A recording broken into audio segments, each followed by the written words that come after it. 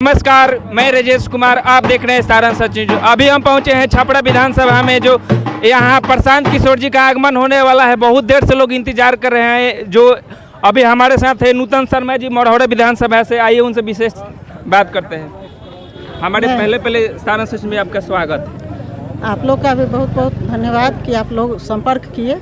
जी बताइए, क्वेश्चन और आपका क्या है? प्रशांत किशोर जी का कब से यहाँ आप लोग इंतजार कर रहे हैं? हम लोग तो 5 बजे से यहाँ पर इंतजार कर रहे हैं जी। तो काफ़ी देर से सभी लोग खड़े हैं, लेकिन पता नहीं उधर कुछ टाइम अभी हो गया है, कोई भी कारण से फंसे हुए हैं, अब पहुँचने ही वाले हैं जी। तो ये आगे मान चलिए, ये जो बिहार बदलाव यात्रा हो रहा है, तो इससे क्या प्रभाव पड़ेगा बिहार में? बिहार बदलाव यात्रा के द्वारा जन जन को जागृत करने का ये काम किया जा रहा है कि आप लोग बिहार को बदलने में अपनी भूमिका निभाएं। और बिहार क्यों बदलना चाहिए, इसके बारे में हम लोग घूम घूम के सभी को बता रहे हैं कि आप लोग ही बताइए। जनता से अपने आप बात आ रही है कि इतने दिन से जो ये शासन सब चल रहा है, चाहे वह किसी भी दल का शासन चलता हो, क्या लोगों में शिक्षा मिली है? क्या लोगों के स्वास्थ्य व्यवस्था में सुधार हुआ पहले से? क्या लोग गरीबी से ऊपर उठ पाए हैं? जो लोग जहाँ हैं वहीं हैं। जो लोग गरीब थे अभी भी गरीब हैं, जो अशिक्षित थे अभी भी अशिक्षित हैं। तो ये बिहार बदलना चाहिए या नहीं बदलना चाहिए? जो बिहार में उद्योग धंधाएँ पहले थी, जिसके कारण लोगों को यहाँ रोजी रोजगार मिलता था, वो भी सब खत्म हो चुका है। जो पहले था वो भी बंद हो चुका है, जबकि बढ़ना चाहिए था। तो यहाँ की जनता जो है त्रस्त हो चुकी है पलायन के कारण, क्योंकि सभी को बाहर जाके ही काम करना पड़ता है, चाहे वो अच्छा पढ़ाई के लिए हो, अच्छी नौकरी के लिए हो, साधारण मजदूरी के लिए हो, हर तरह से बिहार से पलायन करना पड़ रहा है। तो कहीं न कहीं बिहार की व्यवस्था जो है पूरी चरमरा गई है। भ्रष्टाचार पूर्ण रूप से फिर से फैल चुका है।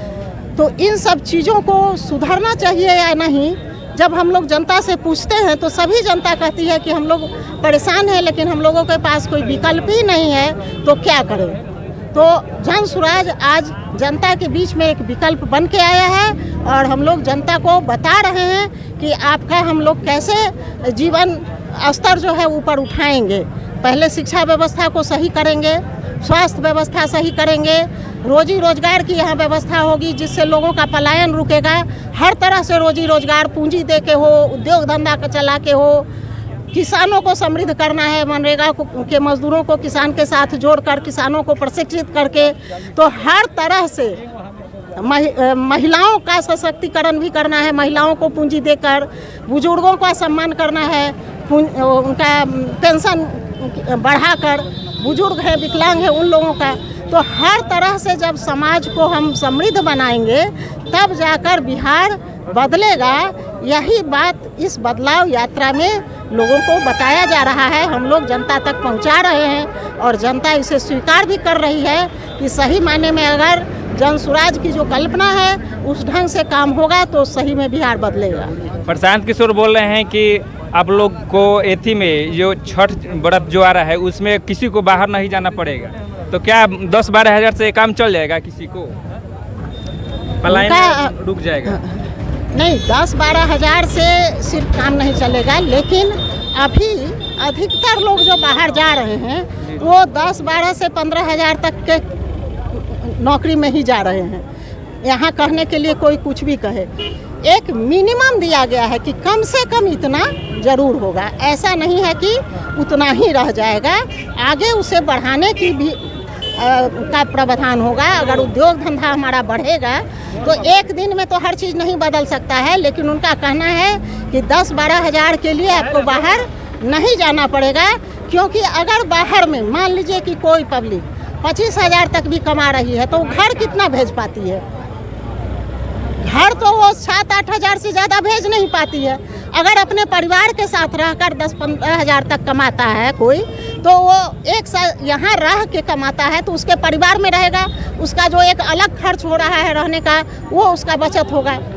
तो कहीं ना कहीं उतने में भी कुछ लोगों का काम जरूर चलेगा, जो लोग बहुत नीचे तबके से आ रहे हैं। तो पहले उन लोगों का पलायन रोकना है और उद्योग धंधा को बढ़ावा देके, शिक्षा की व्यवस्था को सुधार के धीरे धीरे और रोजी रोजगार को और अधिक रुपयों में भी यहाँ नौकरी रोजी रोजगार मिलेगा लोगों को, तो धीरे धीरे वो व्यवस्था सुधरेगी। मढ़ौरा विधानसभा में आपका क्या रिस्पांस मिल रहा है?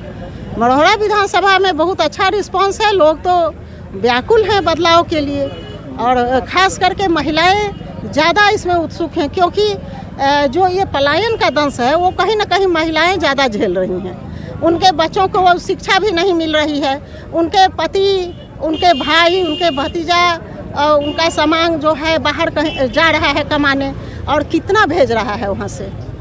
महिलाओं को अकेले अपना पूरा परिवार चलाना पड़ रहा है कम पैसों में। जो आप बोल रहे हैं कि 10-12 हज़ार भी कोई बाहर से नहीं भेज पा रहा है और उतने कम में महिलाओं को काम चलाना पड़ रहा है। महिलाओं के पास कोई उद्योग धंधा, कोई रोजी रोजगार नहीं है। तो जन सुराज जो है कह रहा है कि जो सशक्त महिलाएं हैं उन्हें 4% मात्र ब्याज की दर पर ऋण भी दिया जाएगा और उन्हें उद्योग धंधा के बारे में बताया भी जाएगा, उसके द्वारा उनका भी सशक्तिकरण किया जाएगा। तो महिलाएं इसके लिए ज़्यादा उत्सुक हैं। ऐसे सभी वर्ग हैं, लेकिन मेरे ख्याल से महिलाएं इसके लिए ज़्यादा उत्सुक हैं। अगर मढ़ौरा के जनता आपको अगर ये एथी करती है, सपोर्ट अगर जिताती है, तो पहला आपका क्या, कौन सा काम पे फोकस रहेगा? सबसे पहला तो शिक्षा व्यवस्था। जो भी हमारे 5 साल से 15 साल तक के बच्चे हैं, जब तक हमारी सरकारी व्यवस्था नहीं सुधरती है, उन बच्चों को प्राइवेट स्कूल में भेजा जाएगा और उसकी फीस जन सुराज देगी। तो सबसे पहले शिक्षा व्यवस्था, क्योंकि भविष्य को आज से ही सुधारना पड़ेगा। जो बच्चे आगे चलकर परिवार पर, समाज पर, राज्य पर, देश पर बोझ न बने। क्या संदेश दीजिएगा मढ़ौरा विधानसभा वासियों को? मढ़ौरा विधानसभा वासियों को मैं कहूँगी कि आप लोग इस बिहार बदलाव में जन सुराज का साथ दें, मेरा साथ दें और कहीं ना कहीं इसका परिणाम आपको 1-2 साल के अंदर ही देखने को मिलेगा। आपके जीवन स्तर में जरूर सुधार आएगा। यहाँ प्रशांत किशोर आने वाले हैं, जो हमारे साथ बातचीत उनसे किए, नूतन शर्मा जी से। और आप सभी को बदलाव का बहुत आवश्यकता है बिहार में। आप लोग देखे ना है कैसा शिक्षा और व्यवस्था हो रहा है। ऐसे ही खबर देखने के लिए सारण सचिव पर बने रहिए। तब तक लिए धन्यवाद।